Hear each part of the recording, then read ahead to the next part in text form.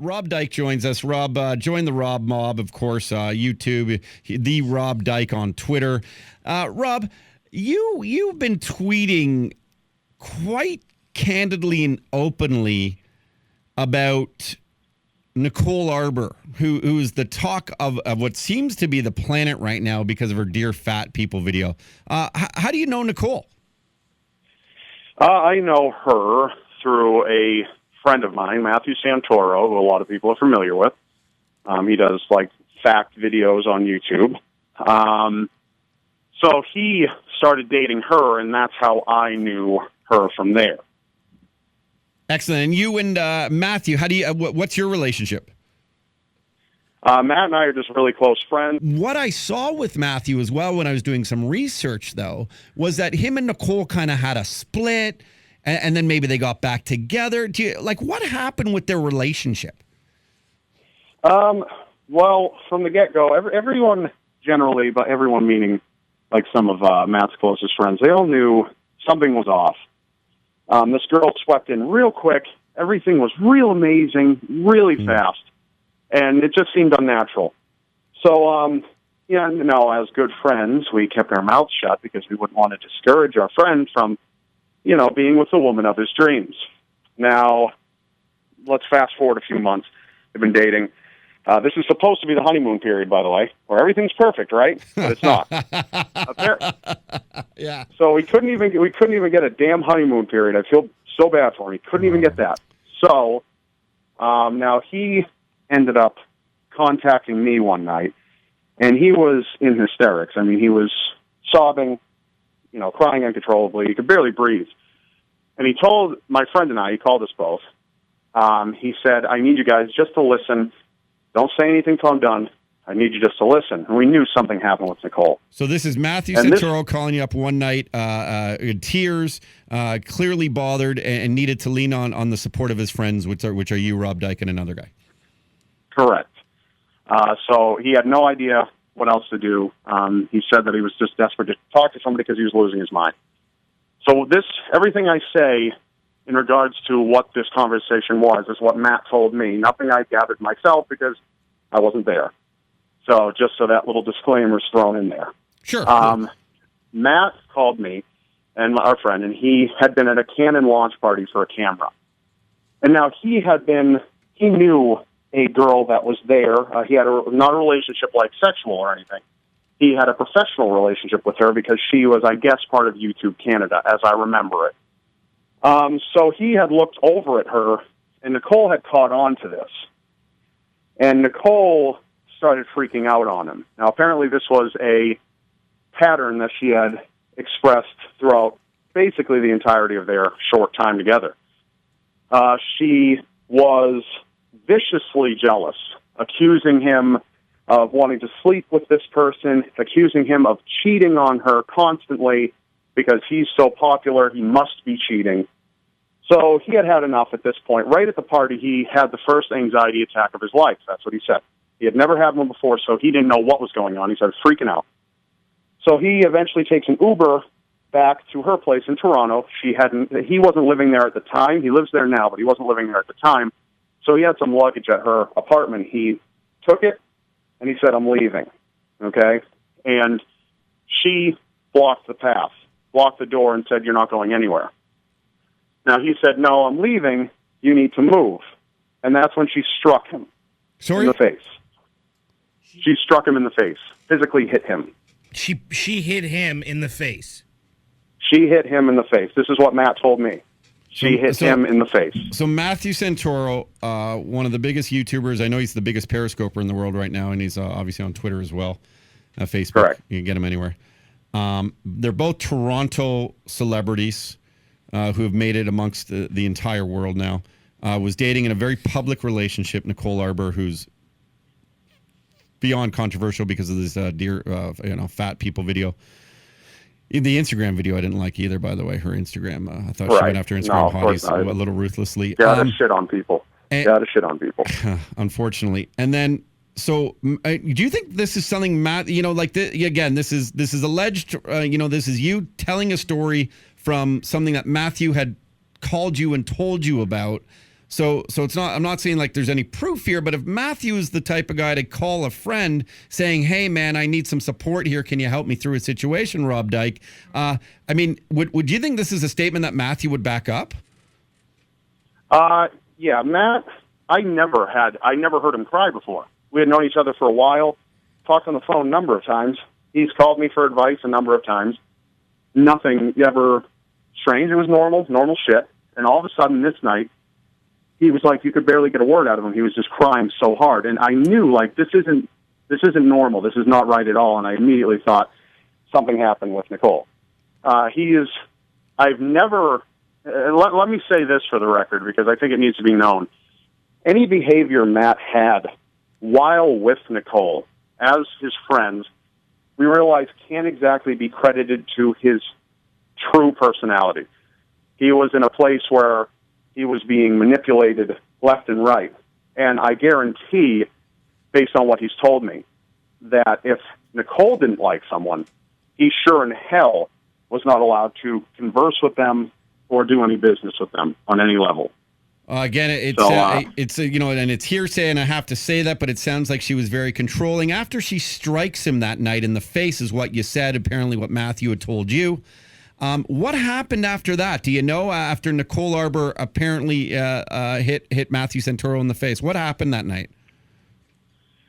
So he actually said, "You hit me," because he was in such a state of disbelief at that point. And she said something along the lines of, well, yeah, as if that's what you do when somebody upsets you. You hit them.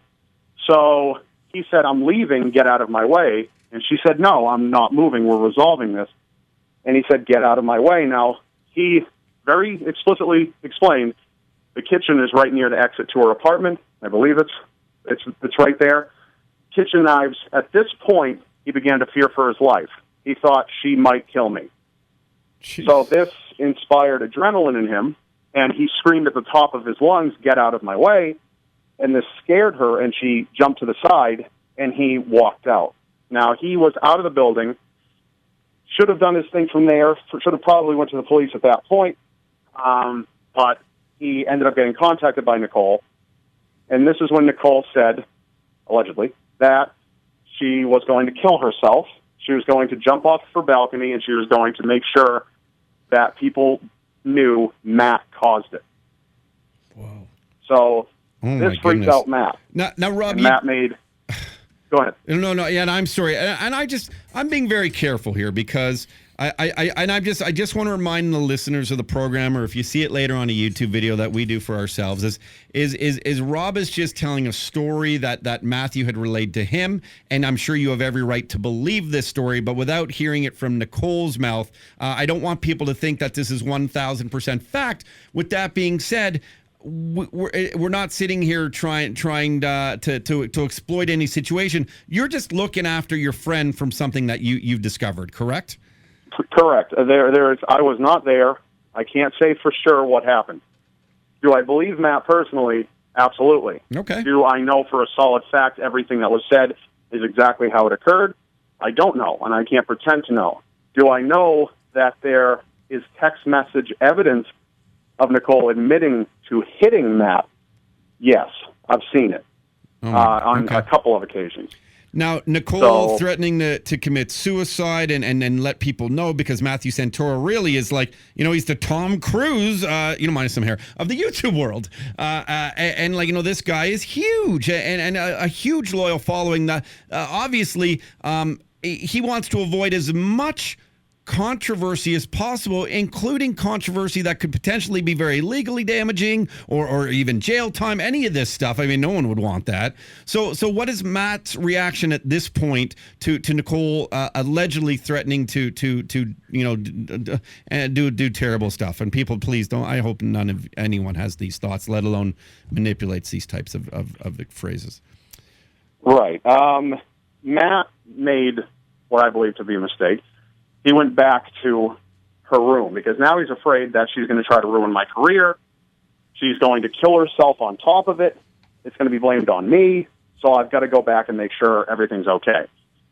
Now, he actually according to him, took an elevator to the floor below hers because he didn't want to get off on her floor because he believes she might be waiting there at the door with a knife ready to kill him right as the doors opened. So he legitimately took it to the floor below, took the stairs, walked up, peeked around corners, saw she wasn't there, eventually got to her door, got inside, and she was a mess on the floor. And he says, I can't leave until I know that you're okay. Of course. Because you can't commit suicide. Like, I need to know you're okay. Now, she said, I'm not going to stop saying that I'm going to commit suicide. And all of a sudden, out of kind of nowhere, I guess, she snapped out her cell phone and started filming Matt and saying, look, everybody, I said I was going to kill myself, and Matt Santoro said, good, like he wanted her to. So at this point, he ended up getting the phone away from her while she was on the floor, deleted the video, and he said, I have to call the police because, like, this shit's just crazy. He ends up calling the police. Now, here's where another mistake occurred. The police came, and they separated both of them, and Nicole was put on a stretcher. Now, they questioned Matt as to what happened, and Matt explained the whole entire situation. And he said, yes, she hit me, but I don't want to press charges. And the officer said, it doesn't matter in Canada. If it's a spousal dispute like a domestic violence, it doesn't matter if you want to press charges or not. Charges are being pressed. So he said, listen, she's an entertainment. She travels to the United States a lot. This could ruin her career. I don't want it to ruin her.